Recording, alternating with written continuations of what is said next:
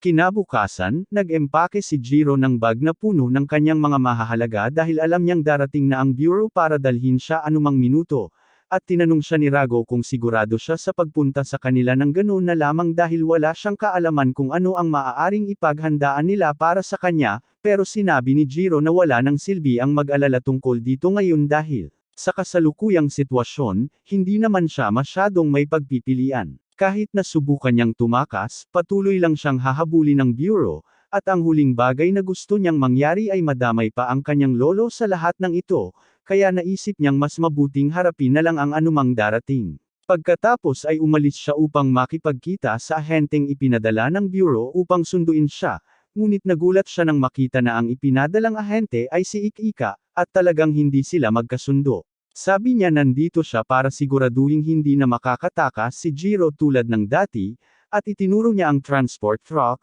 sinabihan si Jiro na sasakay siya sa likod kasama siya hanggang makarating sila sa HQ. Talagang ayaw ni Jiro na makasama si Ik-Ika, pero wala siyang masyadong pagpipilian, kaya't nagpaalam siya sa kanyang lolo at sumakay sa truck. Gayunpaman, hindi niya inaasahan na may mga pozos na ipapadapo sa kanyang mga pulso sa sandaling pumasok siya kasama si Ik-Ika. Tinanong niya siya kung talagang kailangan ito dahil wala namang dahilan para tretuhin siyang bilang isang bilanggo habang siya ay nakikipagtulungan, pero sinabi ni Ik-Ika na para sa kanya, bilanggo na siya dahil hindi na siya ganap na tao. Wala talaga siyang ideya kung bakit sobrang interesado ng mga nakatataas na panatilihin siyang buhay, pero ang trabaho niya ay siguraduhing makararating si Jiro ng buo at ligtas, at seryoso niyang gagampanan ito, kahit na nangangahulugan itong bantayan ang isang kakaiba tulad ni Jiro. Talagang hindi gusto ni Jiro na tawagin siyang freak, lalo na't sinisikap niyang maging mabait kay Ik-Ika dahil babae ito,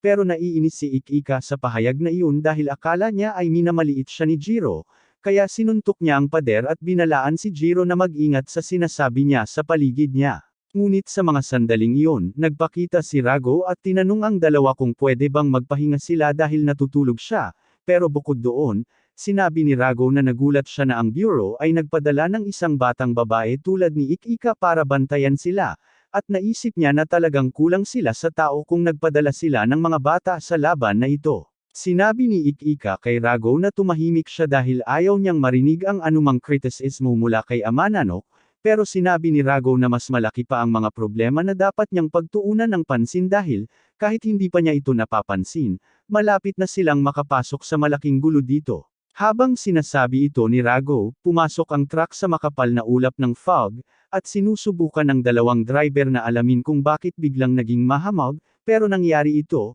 at bumangga ang truck hindi nagtagal pagkatapos. Si Ik-Ika at Jiro ay nahagis-hagis sa likod ng truck habang bumabagsak ito, at wala talagang ideya si Ik-Ika kung ano ang nangyayari, pero alam niyang hindi ito maganda, kaya sinabi niya kay Jiro na maghintay dito habang tinitingnan niya ito. Habang umaalis siya sa truck, nagulat siya nang malaman na nasa isang spectral zone na sila, at wala siyang ideya kung paano niya hindi ito napansin noon. Pero huli na ang lahat para mag-alala tungkol doon dahil, sa mga sandaling iyon, lumabas na ang dalawang Amananok. Nakalunok na nila ang parehong driver, at malinaw na si Rago ang kanilang target, kaya't nag-ayos si Ik-Ika ng kanyang kagamitan at naghanda na labanan sila. Una, sinubukan niyang gumamit ng matagal ng pinagkakatiwalaan, isang baril, pero sa kasamaang palad, walang epekto ang mga bala sa malaking lalaki, at masyadong mabilis ang maliit para sa kanya na matamaan, kaya napilitan siyang lumipat sa kanyang melee na sandata para ipagtanggol ang sarili.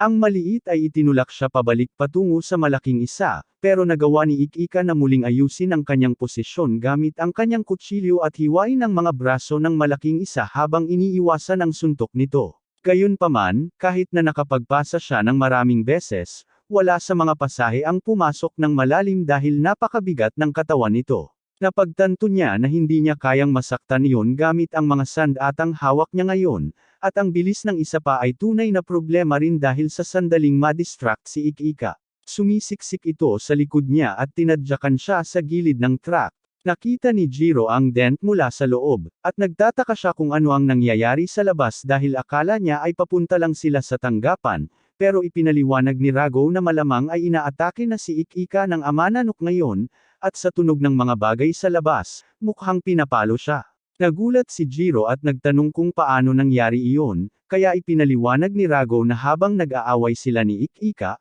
malamang na nakapasok ang truck sa isang spectral zone. Hindi alam ni Jiro kung ano ang mga spectral zone, kaya ipinaliwanag ni Rago na ito ay halos isang dimensyon na ganap na hiwalay mula sa mortal na mundo, na kilala rin bilang kaharian ng Ama Nanok. Idinagdag niya na minsan ang mga tao ay hindi sinasadyang makapasok sa isa, pero hindi laging madali makalabas kapag nakatawid na sila. Hindi pa rin talaga naiintindihan ni Jiro, pero hindi na ito mahalaga ngayon dahil, sa tunog ng mga nangyayari sa labas, mamamatay si Ikika kung hindi siya gagawa ng paraan para matulungan siya agad, kaya humingi siya ng tulong kay Rago na alisin ang mga posos. Gayunpaman, sinabi ni Rago na hindi niya magagawa iyon. Ang mga posos na iyon ay gawa sa isang espesyal na material na nagwawalang bisa sa lahat ng espiritual na enerhiya, kaya hindi kayang sirain ni Rago ang mga ito sa kanyang kasalukuyang estado. Si Jiro ay nagsisimula ng ma-frustrate, kaya nagpasya siyang lalabas na lang at pipilitin si Ikika na alisin ang posos sa kanya para makapagbigay siya ng tulong.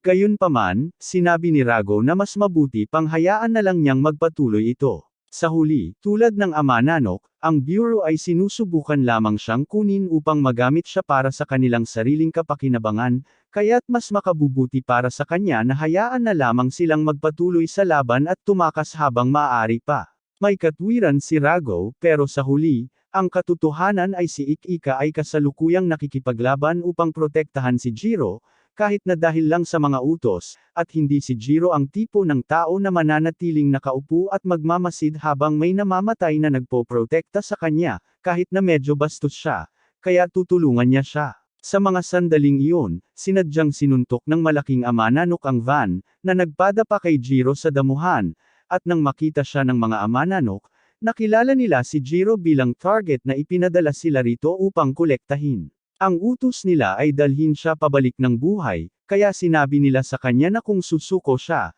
hindi nila siya sasaktan. Pero tuluyan silang bin-ignore ni Jiro at nagsimula siyang sumigaw kay Ikika na bilasin ang pag-unlock sa mga posos para makapagbigay siya ng tulong, pero sa kanyang gulat, tumanggi siya dahil sabi niya ayaw niyang makatrabaho ang isang Ama Nanok na katulad niya. Noong mga sandaling iyon, umatake ang dalawang Ama Nanok, kaya napilitan sina Jiro at Ikika na umatras, at sinabi ni Jiro kay Ikika na kalimutan na ang kanyang maliit na pagkiling at hayaan siyang tumulong dahil kung hindi, pareho silang mamamatay dito. Habang sinasabi niya ito, naaalala ni Ikika ang araw ng libing ng kanyang ina matapos itong mapatay ng isang Ama Nanok, at mula noon, nangako si Ikika na gagawin niya ang lahat ng kanyang makakaya upang maging malakas, tulad ng nais ng kanyang ina. Gusto niyang maniwala na kaya niyang hawakan ito mag-isa, pero ang katotohanan ay hindi niya kaya, at sinabi ni Jiro sa kanya na kung ayaw niyang magtapos sa kabiguan ng kanyang misyon, kailangan niyang maging handa na gawin ang lahat para manalo, kahit na nangangahulugan ito na makipagtulungan sa kanya.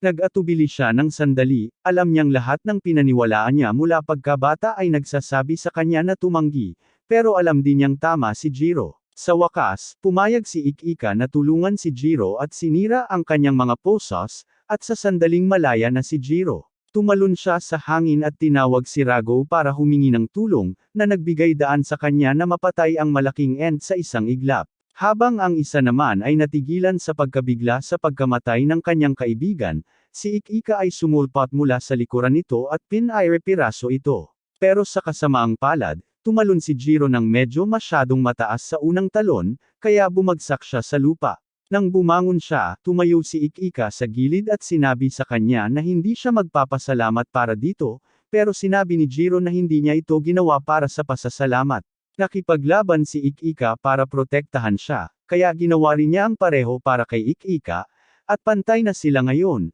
at ang buong pangyayaring ito ay nagpaganda ng opinyon ni Ikika kay Jiro. Gayunpaman, mayroon pa rin silang kaunting problema na kailangang harapin dahil nasira ang transport truck, kaya tinanong ni Jiro si Ikika kung ano ang dapat nilang gawin ngayon, at sinabi ni Ikika na kailangan na lang nilang maglakad sa natitirang bahagi ng daan. Samantala, si Raisuk ay kasalukuyang nasa isang pulong kasama ang mga nakatataas, at sinusubukan niyang kumbansihin sila na payagan siyang magtatag ng isang koponan na may Jiro at Rago bilang mga miyembro. Sa simula, iniisip ng mga miyembro ng konseho na isang napakaburang ideya iyon, Ngunit ipinaliwanag ni Ryusuk na hindi pa nagpakita ng anumang pagkapuot si Rago sa kanila, at mukhang nakikipagtulungan siya kay Jiro sa kasalukuyan, kaya dapat ay posible na makatrabaho siya. Bukod dito, malinaw na hinahanap siya ng kaaway, kaya sa halip na ikulong si Jiro at Rago sa kanilang selda, iniisip niyang mas mabuti kung mabibigyan sila ng pagkakataong magtrabaho sa larangan at hasin ang kanilang mga kasanayan,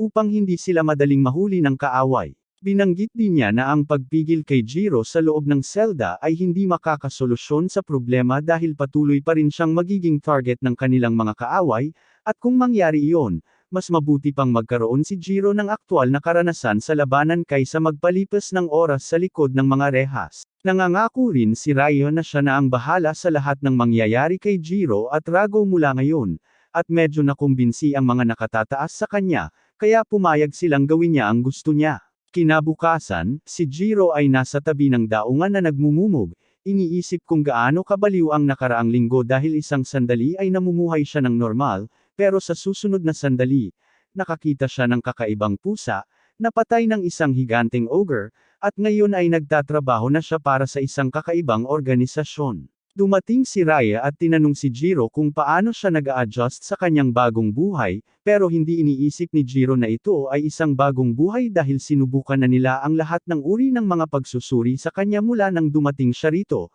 at wala pa siyang kahit isang minutong para sa sarili niya. At saka, hindi pa rin siya makapaniwala na ito na talaga ang base of operations na sinasabi ni Raya. Ipinaliwanag ni Ryan na bawat dibisyon sa Bureau ay may kanya-kanyang base ng operasyon, at kailangan itong makisama sa paligid, kaya karaniwan silang pumipili ng mga gusali ng opisina o mga dambana. Pero sa kasamaang palad, ang ikalawang dibisyon ay napunta sa isang pantalan ng kargamento, at dahil isa na si Jiro sa kanila, ibig sabihin ay kasama na rin siya dito. Dumating ang isang kotse sa base at may isang batang babae na bumaba, kaya tinanong ni Jiro kung sino ito, at ipinaliwanag ni Ryan na ito si Hana Yusami, at siya ang magiging assistant chief ng team na ito, at ang isa pang lalaking bumaba sa kotse at agad na nag-flirt kay Yusami ay si Raiji Kirihara. Formal na ipinakilala ni Raya ang lahat sa loob, at umaasa siyang magkakasundo silang lahat, ngunit hindi pa rin magkasundo sina Jiro at Ik-Ika.